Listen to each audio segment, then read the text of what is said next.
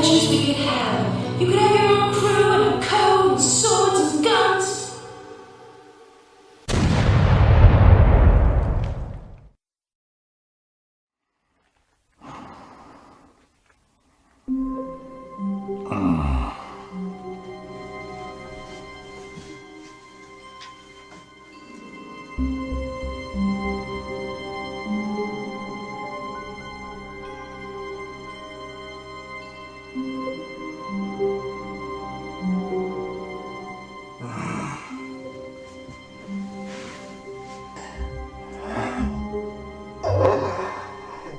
It is I, the Pumpkin. I have all the pieces. Let us play! Hey, PK.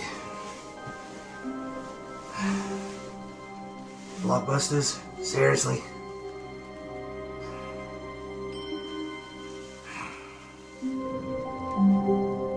What is the unlawful killing of one person by another?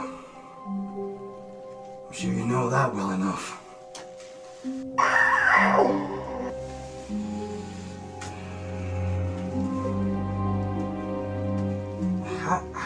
How did you do it, PK?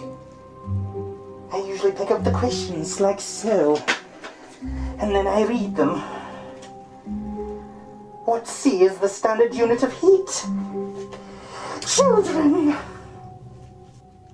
No, what I mean is, how did you release yourself from your host?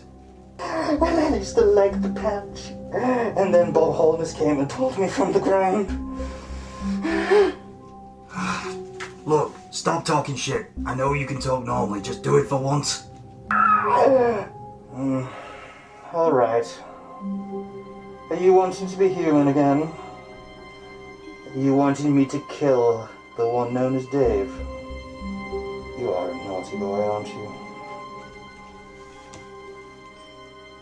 I'm realizing that I may be stronger if I... No, it doesn't work that way. This relationship between you and Dave is the reason why the power of the doppelgangers works. Wait, doppelgangers? That's what we're called?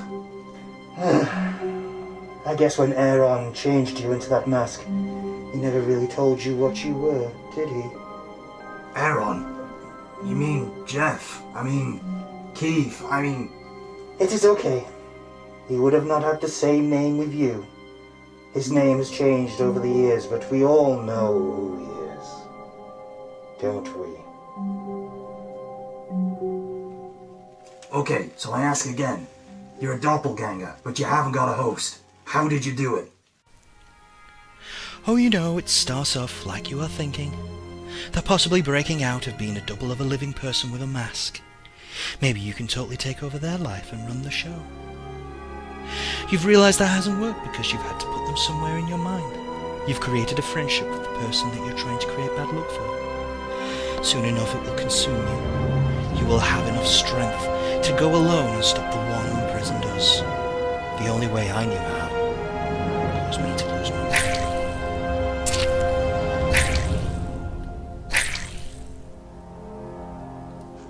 You can kill him, GS, but know this. The last strings of your humanity will snap, and you will be trapped in limbo, lost to play games with those that actually have a future. If you want to stop the devil, you have to learn from others' mistakes. Could you kill the one thing that you are basing your entire life on?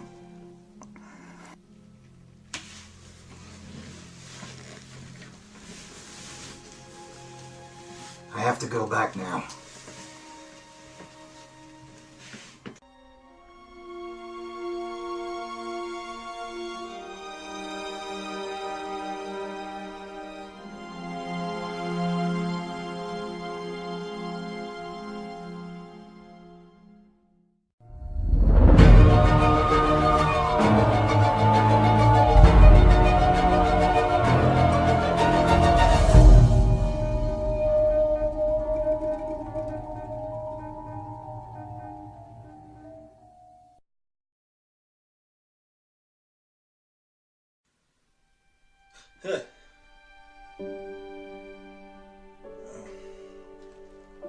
Oh, hey, Dave. How are you? Oh. You again. What do you want this time? Are we getting used to this way that we can communicate with one another? I get ever so lonely. I still don't understand what you want from me and how I fit into this whole thing with Keith. That would be nice. I'll get to that. But first let's talk about greed. The greed of me, the greed of others, the greed of Keith. Go on then. It's not like I've got anything better to do with my time today. Something was once taken from me, now lost forever. The same could happen to you if you get too greedy. Video games hold the answer. Greedy characters. There's one thing that's for sure, and that greed is rife in video games. There are no shortage of greedy characters in games from the likes of Scrooge McDuck and Wario, completely comical in their greedy desires. Who hasn't come across the greedy merchant trying to make a quick buck off of the heroes destined to save the world? Hey, how about a discount for saving your asses? In Spyro, the merchant is even called Moneybags. At least you know what you're getting with that guy. Worse still are the travelling merchants, journeying through treacherous terrain and slaying powerful beasts so they can just rip you off. Nico must have a golden litter tray in Secret of Mana. A fairy walnut costs 1000 GP from that thieving cat. That's double the price from towns. How about an entire civilization dedicated to greed? Take the Morganites from Alpha Centauri, for example. Resources exist to be consumed, and consumed they will be. If not by this generation, then by some future. By what right does this forgotten future seek us to deny us our birthright? None, I say! Let us take what is ours, chew and eat our fill. CEO Nubatqueen Morgan, The Ethics of Greed. Greedy player actions. How about games where the goal is to be greedy? Surprisingly, there aren't too many. Sure, plenty of games have you collecting money or gold. In platformers, every RPG, strategy games, you name it, but it's always for a purpose like lives, equipment or construction. Not many about you swan diving into a pile of cash. Except maybe Assassin's Creed. How many shops does one assassin really need? More like Assassin's Greed, am I right? But GoldenSkull has been watching you, the player, and you have been found greedy. A game doesn't need to be about greed for you to show your true nature. Don't believe me? Well, tell me, have you ever been reduced to the walking pace of an arthritic old man in Skyrim just because you're simply carrying too much shit? Do you really need all those weapons and sets of armor? Carrying too much. How about that mountain of potions you never touch? Let's face it, you're nothing but a hoarder, and hoarding is nothing but greed. Some games even know this. Take the expansion Dead Money for Fallout New Vegas. The last mission grants you a ton of gold that you can't possibly Some carry. foolishness about it lying in the middle of a city of dead. A city of ghosts. Beneath a blood-red cloud. A bright, shining monument, reaching out, luring treasure hunters to their doom. An illusion. A promise that you can change your fortunes. Begin again. Finding it, though. That's not the hard part. It's letting go. It's letting go. It's letting go. It's letting go. It's letting go.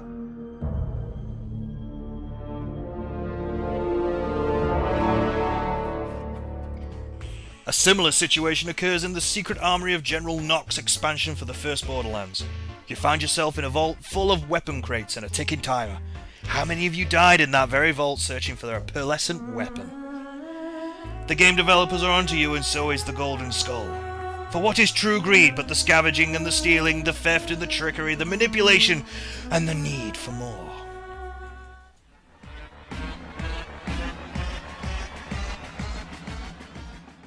Thievery. Yes, perhaps the ultimate form of greed is thievery, and be honest, what won't you steal in a video game? You'll take anything from anyone if it isn't nailed down and it's going out the door with you. The game Thief is probably the best blatant example. The clue's definitely in the name with this one. You play Master Thief Garrett, a man with who values valuables and self-interest above all. Some hero, but I quite admire the guy, to be frank. So it seems to you, as Thief got 2 sequels and the inevitable reboot.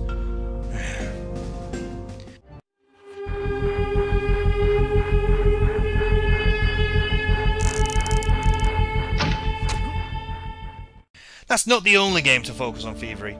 Games like Payday and Monaco, What's Yours is Mine, set you as a gang of robbers ripping off banks and the like. Thieves are even set up as likeable protagonists. Take Sly Cooper, the lovable raccoon, and Nathan Drake in Uncharted. How many men will he mow down to plunder some ancient treasure? Am I right? Can you think of an open world game that doesn't allow you to rob someone blind? I can't. From murdering people in the street for their cash in Grand Theft Auto, to using your magic phone to hack ATMs in Watch Dogs. Stealing is near omnipresent in these types of games.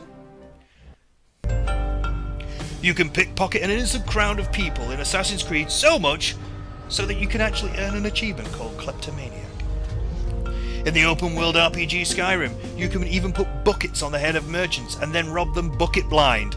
You will try this next time you play the game, I can guarantee it, and you will laugh the entire time. Speaking of RPGs, how many of those just let you barge into people's homes and have a good old root around seeing if they've got anything valuable for you to take? Some even highlight this devious habit of yours, like in Final Fantasy VII. A shopkeeper in Sector 5 will tell you off with this, "Hey, don't come barging into my house and opening up my freezer. Didn't your mother ever teach you that?" In Legend of Zelda, Link's Awakening, you can steal from a shop prompting a message asking if you're proud of yourself, and then the game will rename your save file to Thief, which happens to be the new name of your character from now on. Not that any of these games stop you from doing all this stealing, of course. No, you wouldn't like that, would you?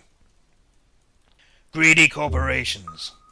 Perhaps the greediest of them all are the games publishers. You would be forgiven for thinking that they're trying to milk gamers for everything they've got. Stick greedy and video games into Google and that's probably all that you'll get. Take the overpriced DLC that is sometimes even on the disc. Microtransactions in full-price games. How greedy can you get? Selling you items and boosters. Hey, I remember when these things used to be called cheats, and they were free. How about those pre-order bonuses, eh? Way to make everyone who doesn't pre-order a game feel like they don't get the full game. Can we just have a trailer that doesn't slap a pre-order screen on at the end? Special editions, limited editions, collector's editions, all filled with shit. Does Watch Dogs really need 5 special editions? Really? It will not surprise you, Dave, that Keith himself is the head of one of these greedy games corporations. Keith, now CEO of Electrovision Snowstorm Software, has had a hand in some of the scummiest decisions ever to happen in games. Like an invisible hand behind the scenes. You will know his handiwork, but his name never shows. Keith cancelled the Dreamcast. Keith bought Bullfrog, Westwood, and Maxis just to ruin them. Keith is the reason why we don't have Shenmue 3 or StarCraft Ghost. Keith deleted an almost finished version of Half-Life 3. Keith invented DRM and online passes. Keith personally wrote the ending to Mass Effect 3. His greed has cost us all, and me most of all. He even stole my game. Now the world will never get the chance to play Super GoldenSkull. But he took something from me, Dave. Something more important than you'll never know. But that will be another story for another time. Why another time? Because. Why because? Because that would be greedy!